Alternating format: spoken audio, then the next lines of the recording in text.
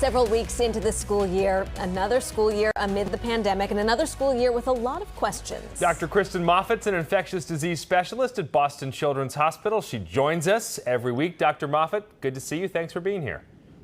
Sure, good to see you too. All right, so let's start with the classroom. What are you hearing? We know you're a parent. What are you seeing? And what is your assessment of the school year and any impacts perhaps on kids and COVID so far? Yeah, so I would say first and foremost, teachers and students just seem really excited to be back in the classroom. And as a parent, I think we can all say we're really excited the kids are back in classrooms too.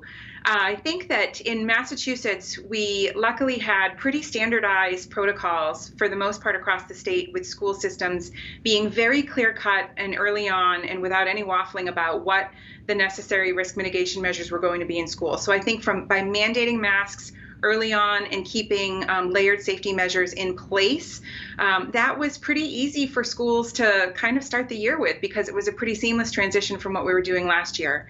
I think it's helping too. I mean, we're still obviously being very vigilant for surges amongst children, but we came into the school year with better vaccine coverage rates amongst our population and with these more standardized risk mitigation measures in place in schools throughout Massachusetts. So I think so far I'm hearing promising feedback, and we'll of course be staying really vigilant.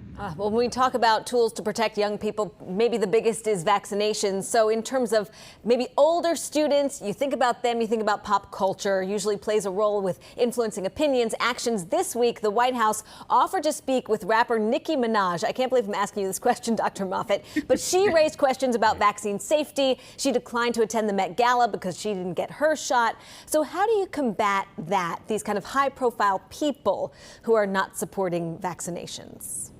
Yeah, it's really tricky. And unfortunately, I think one of the most challenging things about this entire pandemic that made an already challenging time for everyone even more unnecessarily challenging has been the perpetuation of misinformation about these vaccines on social media. It's really hard to convince people where they should be looking to for vetted and accurate information about these vaccines. But I would encourage everyone to know that while we may not have the chance to get our vaccine questions answered by the White House, we should all have somebody who's either a family medical provider or a medical provider in our community who would be more than happy to answer any questions that people have about these vaccines, but really to be thoughtful about where you're getting your information from. Yeah, it's not Dr. Minaj. No, certainly not. Right, okay. No. All right, so tomorrow the FDA will meet about booster shots, but as we certainly know, Erica and I both have 2 kids under 12. I believe you have one as well. We know that young kids still cannot get even 1 dose of the vaccine. We've heard a lot of different floating dates. What's the latest on that process, and what do you think the timeline looks like for finally getting those kids under the age of 12 the vaccine? Yeah, I know we'd love to be able to pin this date down better. What we know most recently is that Pfizer has said that they should be prepared to submit their data to the FDA on their trials in 5 to 11-year-olds, even maybe by the end of this month. So that's really only a week or 2 away.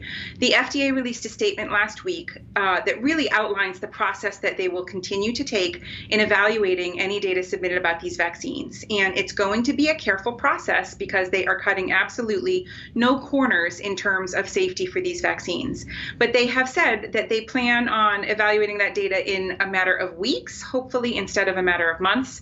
But it really depends on the quality of the data. And so if things do go smoothly, though, based on that timeline, it's conceivable that by late fall, there may be an emergency use authorization for vaccines in 5 to 11-year-olds. Pfizer also announced that they anticipate having their data from trials in 6-month to 5-year-olds, even ready for submission by end of October. So if you move that back another month or so for FDA review, it's conceivable that maybe even 5 and under would have a vaccine available by early winter. But we don't yet know. We're still waiting on dosage. We don't yet know exactly what that looks like, right?